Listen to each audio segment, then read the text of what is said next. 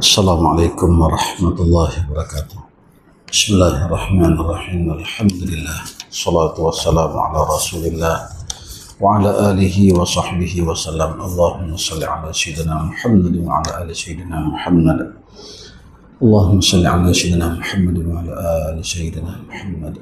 Subhanaka la ilma lana illa ma 'allamtana innaka antal alimul hakim wa 'indahu mafatihul ghaib la ya'lamuha illa hu.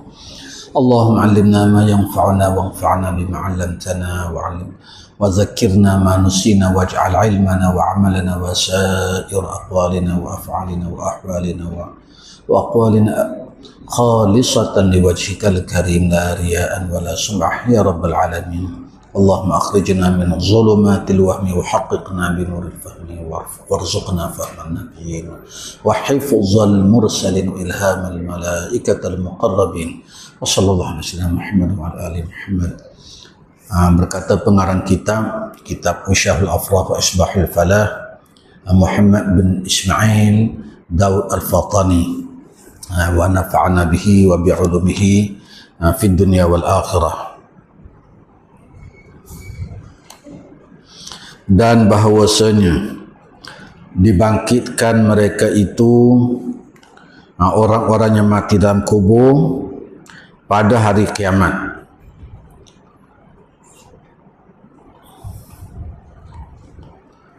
Dan dihisabkan mereka itu pada mauqif atas segala amal mereka itu, melainkan mereka yang masuk syurga dengan tiada hisab, yakni tiada ditanya akan mereka itu, masuk surga dengan tidak disoal, dihisab, dan ditimbangkan segala amal mereka itu pada neraca, dan lalu sekalian mereka itu atas surat.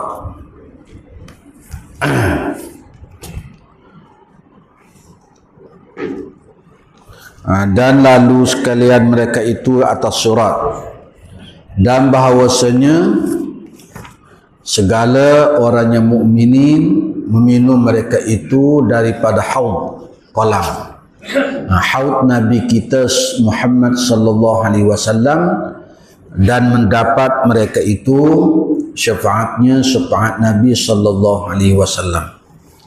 Jadi pada perbincangan lepas kita sudah bicarakan tentang ayat-ayat Al-Quran dan hadis-hadis mengenai alam barzakh. Alam barzakh.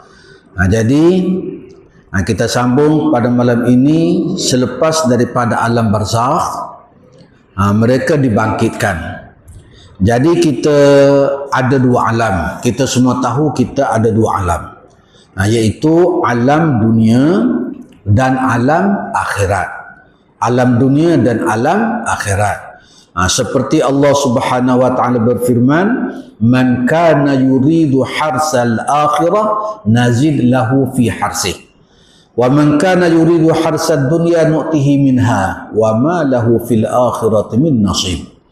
Sesiapa yang inginkan keuntungan, keuntungan mana tu? Keuntungan di negeri akhirat. Dia duduk atas dunia, dia buat sesuatu amalan, dia punya hajat, dia punya hemah, dia nak dapat keuntungan di akhirat. Allah kata nazid lahu fi harsih, pasti kami akan tambah lagi, kami akan bagi lagi dia dapat buat ibadah, sebab niat dia akhirat. Tetapi wa man kana yuridu harsad dunya, sesiapa yang dia buat sesuatu atas dunia ni, dia hanya nak fikir keuntungan atas dunia sahaja. Tu saja dia fikir. Nak senang atas dunia sahaja. Allah kata nu'tihi minha, kami akan beri kepadanya. Sebahagian darinya kami akan beri sebahagian daripadanya. Wa ma lahu fil akhirati min nasib, tetapi dia tidak akan dapat bahagiannya di akhirat. Kerana semata-mata nak dunia, tak dapat di akhirat. Jadi ayatnya, bila bermula alam akhirat. Bila bermula alam akhirat. Alam akhirat, bermula alam akhirat ini apabila manusia dibangkitkan daripada alam barzakh. Manusia dibangkitkan daripada kubur, daripada alam barzakh, dibangkitkan, dikembalikan, diulang semula kehidupan roh dan jasad. Kita sebelum kita masuk alam barzakh, kita roh dengan jasad. Apabila dibangkitkan di padang mahsyar seksa, kita diulang semula, Allah ulang semula ciptaan kita dengan roh dan jasad juga. Sebagaimana Allah berfirman, jadi dibangkitkan itu Allah panggil alam akhirat.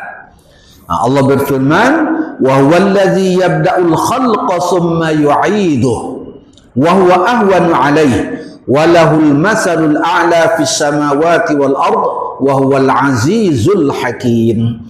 Dan dialah Allah yang telah memulakan ciptaan kamu. Yang telah mulakan ciptaan. Dulu kita tak ada. Daripada kita tak ada, Allah buat kita ada. Daripada alam roh kepada alam rahim, kepada alam dunia, kita dengan roh dan jasad. Kemudian Allah matikan kita, masuklah kita ke alam barzakh. Selepas pada tu summa yu'iduhu, kemudian Allah mengulanginya. Allah ulang semula. Dibangkitkan ni, kalau dulu daripada tak ada kepada ada, tu diulang kembali. Wa huwa ahwanu 'alaihi, dan itu lebih mudah bagi Allah. Walahul masalul a'la, dia memiliki sifat-sifat yang maha tinggi, fis samawati wal ard wa huwal azizul hakim. Allah maha perkasa, maha bijaksana. Jadi Allah nak bangkitkan kita ni daripada alam barzakh, nak bangkitkan kepada suatu alam dinamakan alam pembalasan. Alam untuk nak membalas, untuk nak lihat adakah kita di atas dunia ini, dalam dunia ini alam tempat ujian. Nak tahu berjaya ke tidak kita dengan ujian di dunia ini, dilihat pada alam akhirat. Seperti Allah berfirman, wa anna as-sa'ata atiyatun la raiba fihi wa anna Allah yab'atsu man fil qubur. Kiamat pasti akan datang. Kiamat pasti akan datang. Tidak ada keraguan padanya, dan Allah akan membangkitkan semua kamu daripada kubur. Jadi kehidupan kita di alam akhirat nanti, Allah macam ulang semula kehidupan kita di dunia, iaitu dengan roh dan jasad.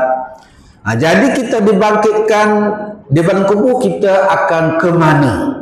Kita akan ke mana? Kita akan pergi ke padang mahsyar.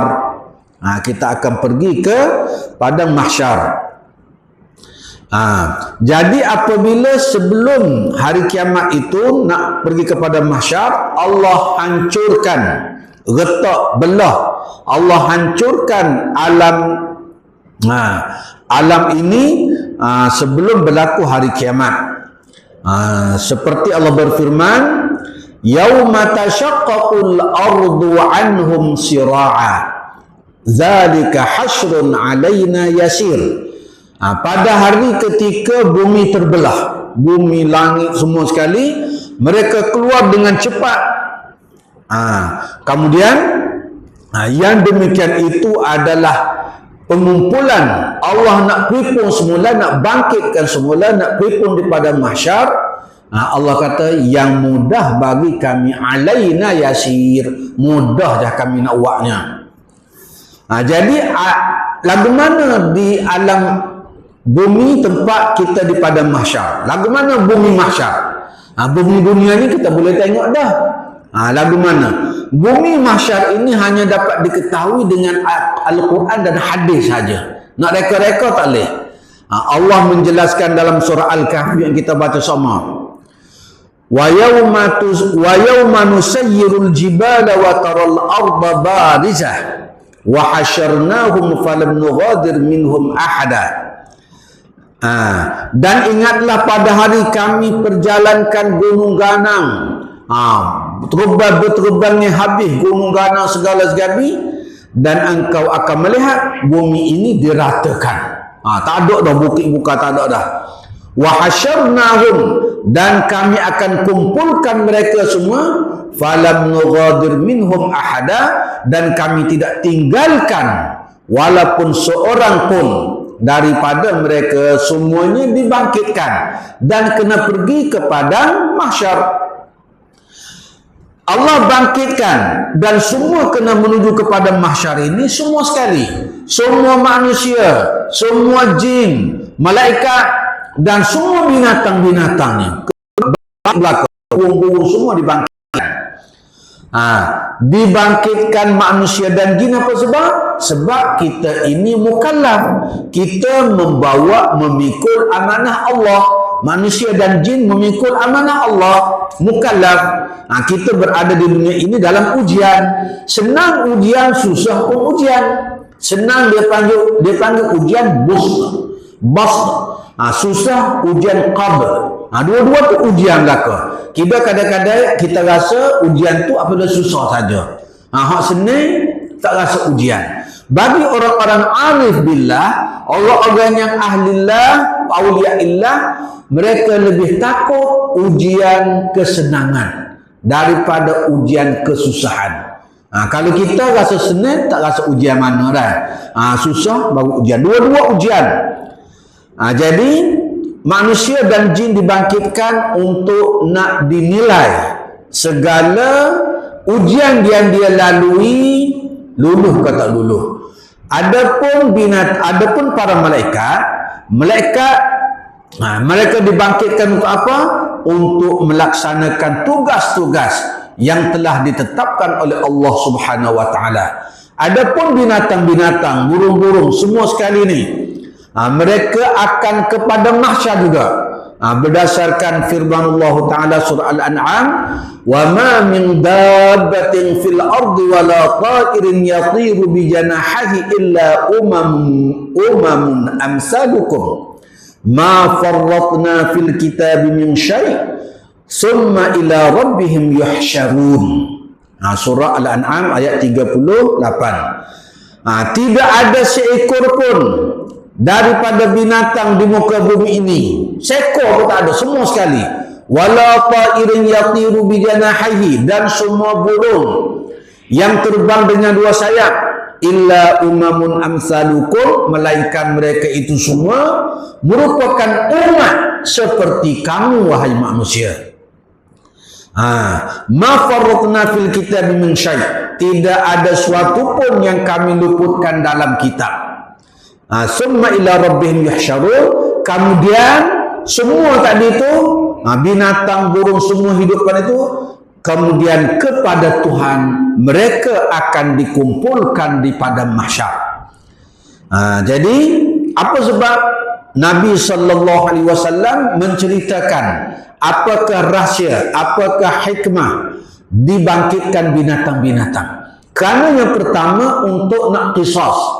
Qisas nak balas balik. Binatang sama-sama binatang pun hak kuat, tembok, katakan tembok hak lemah. Mereka dibangkitkan semua di padang mahsyar untuk dibalas.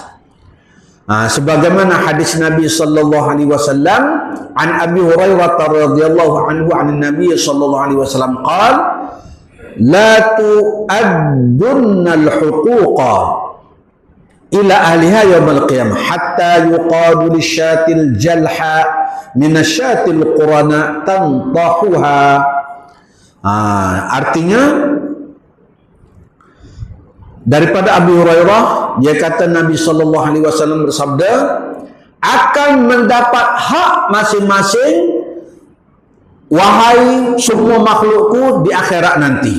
Binatang atas dunia, binatang lain kena dia tak boleh nak balas, dia akan dapat hak di akhirat nanti. Sehingga kan kambing hak tak ada tanduk, ditanduk, ditebok oleh kambing yang ada tanduk. Seksa kambing yang tak ada tanduk atas dunia ni balah balik. Untuk nak memberitahu keadilan Allah. Itu sebab yang pertama. Sebab yang kedua, binatang ada di antara binatang-binatang ini akan menjadi saksi. Menjadi saksi ke atas manusia.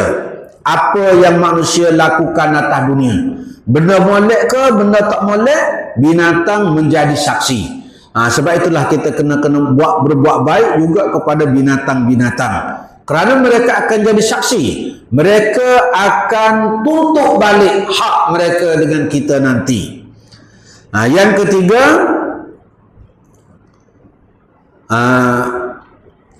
mereka sebagai saksi, dan yang ketiga mereka akan menuntut hak daripada manusia dan jin yang mengkhianati mereka dengan keadilan Allah Subhanahu wa taala. Seterusnya, bagaimana keadaan manusia dibangkitkan? Kita beruntung kita Islam sudah diberitahu oleh Quran supaya kita bersedia. Allah menjelaskan, jadi orang-orang yang berdosa dibangkitkan dengan wajah biru ketok, biru yang menakutkan. Allah berfirman, wa man yahdillahu fahuwal muhtad wa man yudlil falan tajida lahum awliya'a min duni wa nahsyuruhum yawmal qiyamati ala wujuhihim umyan wa bukman wa summa ma'wahum jahannam kullama khabat zidnahum sa'ira. Sesiapa yang Allah bagi petunjuk, maka dialah akan mendapat petunjuk. Ya Allah, berilah kami petunjuk semua, ya Allah. Dan sesiapa yang disesatkan, maka engkau tidak akan mendapat penolong bagi mereka itu selain daripada Allah Subhanahu wa taala sahaja yang boleh tolong. Dan mereka akan dibangkitkan, dikumpul semula di pada mahsyar dengan wajah tersungkur, muka tersungkur ke bumi. Umyan, buta, bukman, bisu, summan, tuli. Ini orang yang berdosa ni. Ingat molek. Supaya kita beringat, kalau orang berdosa macam inilah mereka akan dibangkitkan. Ma'wahum jahannam, tempat mereka adalah neraka jahannam.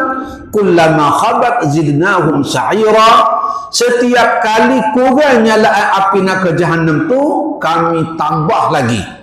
Kami tambah lagi nyalaan untuk nak membakar semakin panas. Dan Allah berfirman, yauma yunfakhu fis suri wa nahsyurul mujrimina yauma idzin zurqa. Pada hari kiamat, tetap kala ditiup sangkakala yang kedua seperti kita belajar pada pelajaran yang lepas. Lepas itu kami kumpulkan orang-orang yang berdosa dengan wajah biru, muka biru muram. Na'udzubillah. Dan susah. Di padang mahsyar ini tempat yang susah. Tempat yang susah. Hanya orang-orang yang Allah beri selamat saja. Biasa, artinya dia tempat yang susah. Dan kesusahan yang ditanggung oleh manusia itu berbagai-bagai. Seperti Allah berfirman, kita baca sama. Yauma idzin yasdurun nasu ashtatan liyurau a'malahum. Pada hari itu, pada mahsyar seksa, manusia keluar daripada kubur dalam keadaan berkumpulan-kumpulan. Apa sebab dibangkitkan daripada kubur itu? Untuk diperlihatkan kepada mereka balasan semua perbuatan yang mereka buat atas dunia. Tak ada satu pun yang disusu, semuanya akan dibalas. Dan kesusahan yang dirasai oleh penghuni pada mahsyar tak sama.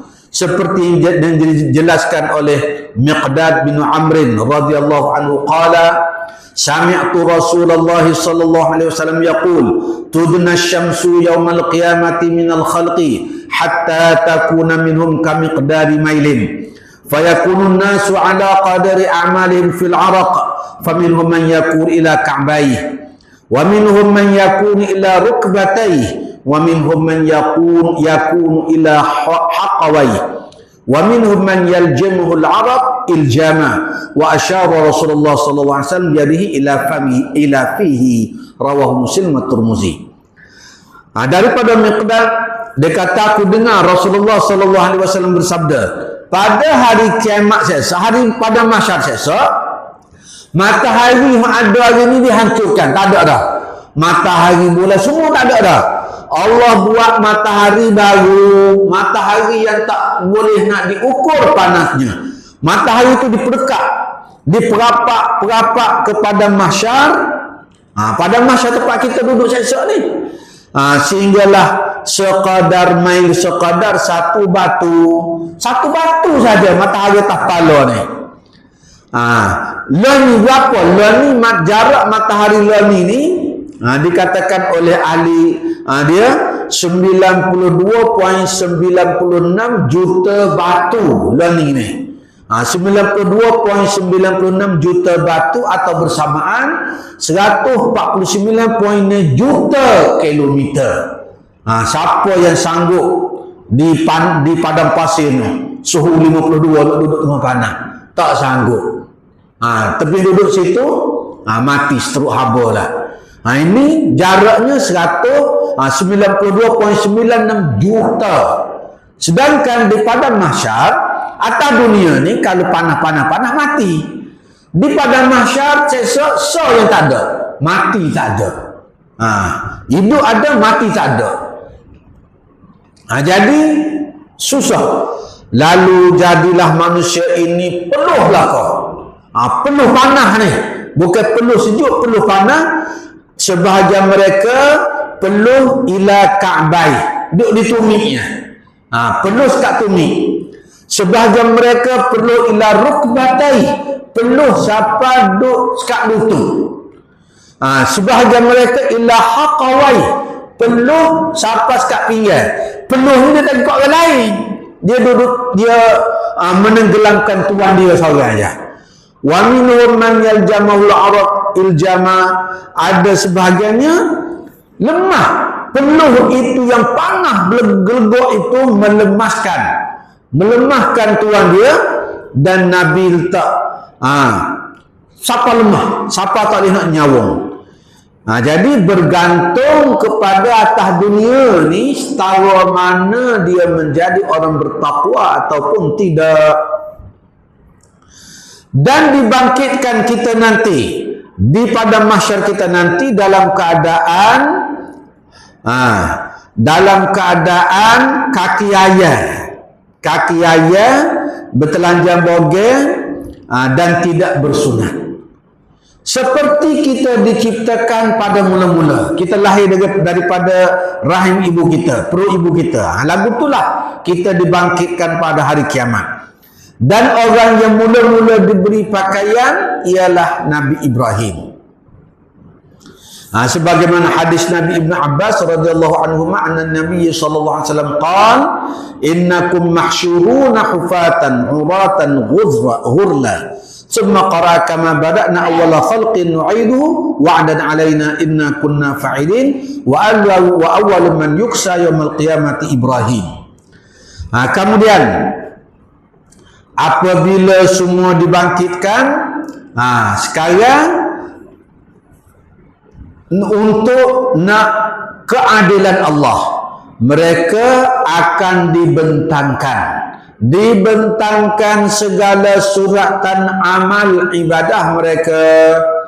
Jadi peringkat terakhir daripada di padang mahsyar untuk mengetahui dosa lebih banyak ataupun pahala lebih banyak, iaitu akan dihisab. Dihisab akan ditentukan mahkamah Allah. Allah akan buka mahkamah dia, akan dihisab. Jadi pada masa ini orang yang beriman atas dunia ini mulia sungguh-sungguh di situ. Orang yang berdosa, ahli maksiat, ahli kufur, hina sehina-hinanya nanti. Sebagaimana Allah berfirman, kita dah baca sama, inna ilaina iyabahum summa inna alaina hisabahum. Kepada kami kembali mereka semua. Kita lah. Jadi kewajipan kamilah Allah kata untuk menghisapkan mereka. Jadi sebelum dihisap tu ditunjuk dulu. Ditunjuk amal ibadat seseorang, ditunjuk dulu bekalan dulu. Sebagaimana yang kita baca dalam surah Al-Kahfi, wa'uridu ala rabbika saffan laqad ji'tumuna kama khalaqnakum awwala marrah bal za'amtum an lan naj'ala lakum maw'ida. Mereka akan dibawa mereka akan dibawa di hadapan Tuhanmu dengan berbaris. Sesungguhnya kamu datang kepada kami sebagaimana kami menciptakan kamu pada kali pertama dulu. Macam tadi tu. Bahkan kamu mengatakan bahawa kami sekali-kali tidak akan menetapkan bagi kamu waktu perjanjian, iaitu pembalasan. Tetapi Allah akan balas. Fawarabbika lanas'alannahum ajma'in amma kanu ya'malun. Al-Hijr. Artinya, maka demi Tuhanmu kami pasti akan tanya semua kamu satu persatu. Tidak ada yang selamat, semuanya akan ditanya daripada apa yang kamu buat masa atas dunia ni. Daripada balik sampai mati tidak ada yang tersembunyi. Jadi dalam nak menghisap, lagu mana nak suruh adil? Nak suruh hisap itu berlaku dengan adil. Mahkamah Allah nanti lagu mana nak suruh adil? Nak suruh adil, Allah letakkan mizan. Mizan neraca. Ada dacing, kita panggil dacing kan? Ada penimbang seksa. Penimbang ini walaupun besar, boleh muat segala amal ibadat baik buruk, tetapi bacaannya sangat sensitif. Bacaannya walaupun sebesar zarah, walaupun sebesar semua amal soleh, ataupun seberat debu amal kejahatan, semuanya akan diberi bacaan yang tepat. Allah berfirman dalam surah Al-Anbiya, wa nada'ul mawazina al-qista liyaumil qiyamah fala tuzlamu nafsun syai'a wa in kana misqala habbatin min khardalin ataina biha wa kafa bina hasibin. Surah Al-Anbiya ayat 47. Kami akan memasang timbangan yang tepat pada hari kiamat nanti. Timbangan Allah tepat, tak ada sangat tepat. Maka tiadalah dirugikan seorang barang sedikit pun, sikit pun hak kita buat tak ada rugi. Dan jika amalan itu, katakan jika amalan itu sebesar biji sawi, misqala habbatin, sebesar biji sawi sekalipun, kecil, zarah yang paling kecil, kita boleh nampak, pasti kami akan mendatangkan. Kalau pahala, kami akan bagi pahala. Kalau balasan maksiat, kami akan beri. Allah kata, wa kafa bina hasibin, cukuplah, memadalah, kami sebagai pelindungmu di akhirat nanti. Adapun jadi setiap pembicaraan, kalau di mahkamah dunia pun, hakim nak memutuskan hukuman, dia perlu kepada apa? Dia perlu kepada saksi, dia perlu kepada bukti. Jadi di mahkamah Allah nanti, di padang mahsyar dalam hisab nanti, apa yang akan menjadi saksi, menjadi bukti, sama ada orang itu ahli kebajikan ataupun ahli maksiat. Saksi yang pertama, bukti yang pertama adalah kitab amal yang ada pada setiap orang yang ditulis oleh Raqib dan Atid. Kitab ini ada ni, kita kena yakin. Setiap yang kita buat, setiap yang kita kata, setiap yang kita niat, semuanya dicatat oleh raqib dan atid. Penulis yang berada dengan kita sama-sama. Jadi yang pertama, kita catatan raqib dan atid. Yang kedua, raqib dan atid itu sendiri yang menjadi saksi. Dia sendiri, dia akan menyatakan dengan Allah bahawa aku tulis sungguh apa yang dia buat ni, tak ada satu pun yang tak betul, semuanya betul. Dia akan menjadi saksi. Jadi kita tak boleh nak gana dah. Sebab semuanya dicatat. Kita sahaja yang terlupa kita buat maksiat, sedangkan dalam catatan itu tidak pernah terhapus. Kita akan nampak nanti. Dan suratan amalan kita nanti ada yang dapat ambil dengan tangan kanan, ada yang dapat ambil dengan tangan kiri atau dari belakang. 3 cara. Kok kanan, kok kiri atau belakang. Jadi siapa-siapa yang beriman, siapa-siapa yang bertakwa, menjunjung titah perintah Allah masa di dunia, mereka akan dapat catatan amalan dengan tangan kanan. Mereka orang-orang yang beriman dan beramal soleh. Sebab itulah, sebagai tafaul ini sebagai kita mengharapkan kebaikan. Kena buat benda molek atas dunia ni kok kanan belakang. Makan kok kanan, walaupun kita ngiri, jangan makan kok kiri. Kok kanan belakang, makan kok kanan, naik masjid kok kanan, turun rumah kok kanan, masuk rumah kok kanan. Kanan kan, buat kanan semua. Apa sebab? Semoga di akhirat nanti kita dapat ambil suratan amalan dengan tangan kanan. Jangan benar hak balik bawa kok kiri. Misalnya nak masuk tandas, kiri. Dan orang yang mendapat balasan dengan tangan kiri ataupun daripada belakang, mereka ini orang-orang yang kafir, orang-orang yang banyak melakukan dosa dan maksiat semasa dunia.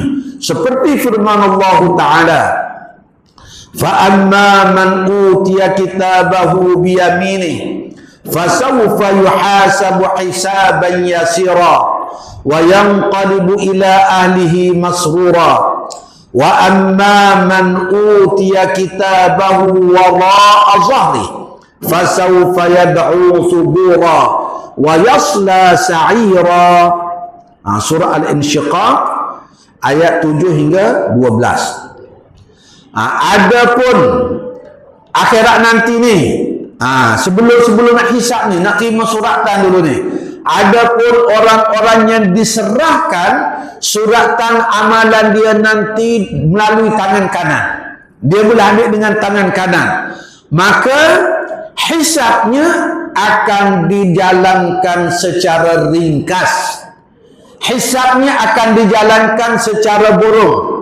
Lalu mereka suka seronok, kembalilah mereka kepada kaumnya yang sama-sama beriman dengan gembira. Lepas dapat tu, kelik semula kepada kuat dia dengan gembira. Adapun orang-orang yang mendapat suratan amalan melalui belakang, maka dia akan berteriak. Nanti di akhirat semua akan dengar ni. Celakalah aku, fasawfa yad'u subura. Celakalah aku, rugilah aku, apalah aku lagu ni. Tak ada guna dah lah. Dan wa yasla sa'ira, dan dia akan dimasukkan ke dalam neraka yang menyala-nyala. Yang ketiga, itu saksi yang pertama dan kedua. Saksi seterusnya ialah saksi anggota kita sendiri ni. Anggota yang Allah bagi kita boleh buat apa, kita boleh buat apa ni, esok akan jadi saksi atas kita ni. Akan jadi saksi, akan mengaku di hadapan Allah. Kalau kita buat benda baik, dia akan mengaku buat benda baik. Kaki akan mengaku dia berjalan, tangan akan mengaku dia bagi. Semua akan menjadi saksi ni. Bukan Allah, sebab itu Allah bagi kepada kita ni barang amanah. dia akan menjadi seksa. Dia akan menjadi saksi seksa kepada kita, sama ada buat baik ataupun buat tidak baik.